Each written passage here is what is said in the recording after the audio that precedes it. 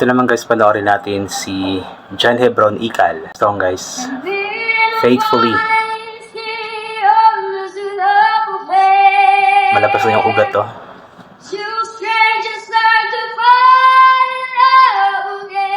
Taas rin talaga ng boses ng batang ito eh.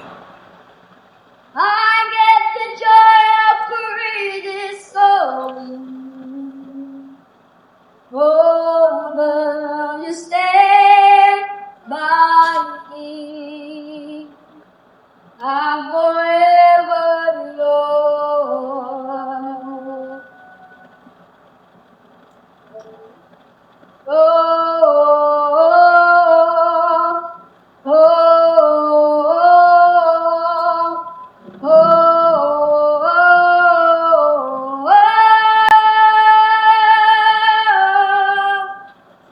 Pambirit din talaga yung boses ni Hebron.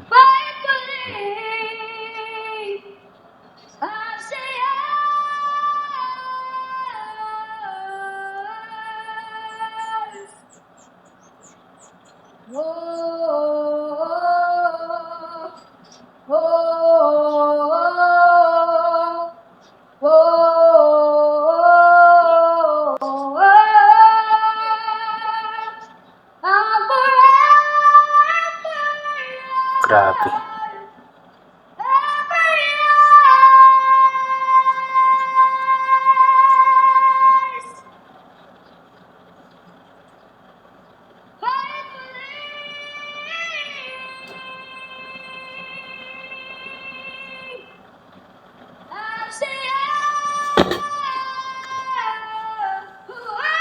Oh.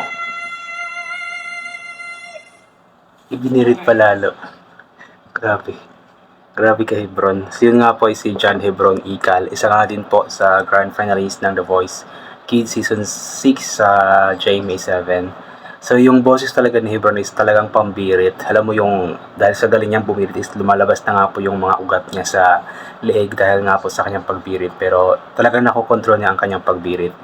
Isa rin talaga si Hebron sa napakagaling na contender ng Season 6 na The Voice Kids. Kaya sabi nga po ng iba na si Hebron nga daw dapat yung naging grand winner. Pero yun nga po, magaling din naman din talaga si Nevin at deserve din naman talaga ni Nevin na manalo. Though si Hebron is magaling din talaga si Hebron pero yun nga, may mas magaling pa at mas nanalo si Nevin sa butuhan.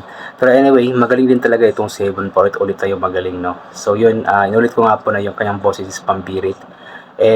Napaka-powerful ng kanyang boses. Grabe si Hebron, no? Napakagaling niya. Dati pa lang kasi, napapanood ko na itong si Hebron bago pa lang siya sumali sa sa The Voice Kids. Napanood ko na ito siya sa Tawag ng Tanghalan. Then after that is nasundan ko na yung mga cover songs niya sa kanyang Facebook page. Then yun, hanggang sa lumabas siya sa The Voice Kids at isa nga po sa naging grand finalist under Spellbound.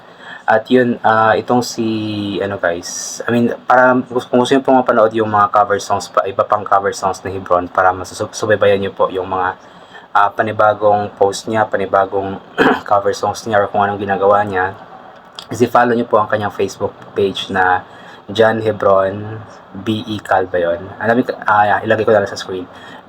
Sa description pala, John Hebron B.E. Cal para masuportahan po natin siya or sila. And inulit ko nga po na this coming Sunday, April 6, I believe is muli silang lalabas sa All Out Sundays. Yung mga The Voice Kids Grand Finalists, sila Makmak, sila Wency, si Hebron, tapos yung grand champion na si Nevin, lalabas yata sila muli sa All Out Sundays. So abangan po natin. And ipag-pray po natin na sana maging regular na sila doon. Nang sa ganun is palagi na natin silang mapapanood every Sunday. Kasi sa ngayon pa kasi hindi pa sila regular. So hindi lahat ng Sundays andun sila sa All Out Sundays nag-guest. Pero kapag maging regular na sila at magkaroon na ng contract sa All Out Sundays sa GMA Sparkle Center is paniguradong every Sundays magkakaroon na sila ng guesting sa All Out Sundays. So abangan po natin yun at ipag-pray po natin iyon. So supportahan po natin ang mga local talents natin guys, especially itong mga batang ito na alam ko na marami pa talagang or talagang sisikat pa at marami pong pagkakataon na mas ma-improve ang kanilang sarili. Ang ginagawa kasi nila ngayon is practice ng practice, kanta ng kanta para Nang sa ganun is mas ma-improve ang kanilang sarili, mas ma-improve yung kanilang talento sa pagkanta at mas gagaling pa sila. So always po natin suportahan ang mga bata dito. Hindi lang sila kundi pati na rin ang iba pang mga local talents natin, mga kabataan na ating napopost. Maging hindi kabataan, maging mga matatanda or iba pang mga talents na ating napopost. Suportahan po natin sila kasi tayo lang din ng mga Pilipino ang magsusuportahan. Kung kaya po natin suportahan ng ibang mga artists like K-pop or iba pang mga lahi, sana suportahan din po natin ang ating sariling ang mga Filipino or Pinoy talents kasi kailangan din talaga nila ng suporta natin, especially sa mga taong nagpo-post sa social media. Ayan. So yun guys, I think hanggang dito na lamang po itong gagawin ko na reaction video. So thank you so much po sa lahat ng mga palaging bumabalik sa aking YouTube channel. Inulit ko nga po palagi na ugalin po natin magdasal, magpasalamat sa lahat ng mga bagay na ating natatanggap kahit na hindi mo po natin ito hinihingi. Kasi nga po lahat ng mga bagay na meron tayo ay kaloob sa atin ng ating Panginoon. At wala ang mga bagay na ito kung hindi dahil sa Kanya. And always bring payong, kapote, sombrero, or anything na pwedeng maging protection sa katawan kapag lalabas po tayo. Nang sa ganun, kapag napakainit po ng sikat ng araw, hindi po tayo mainitan. Or kapag bigla namang umulan ay hindi pa tayo mababasa ng ulan. And always take vitamin C para mabusa ang ating immune system. At hindi po tayo matatamaan agad-agad ng kung ano-ano mang mga sakit-sakit. Ayan. So yun guys, hanggang dito na lamang po talaga. Pinagpawisan na ako ng maraming singot. Ayan, so thank you so much po once again. God bless po sa ating lahat. Inulit ko nga po, mag-ingat po tayo palagi. God bless po and bye for now po.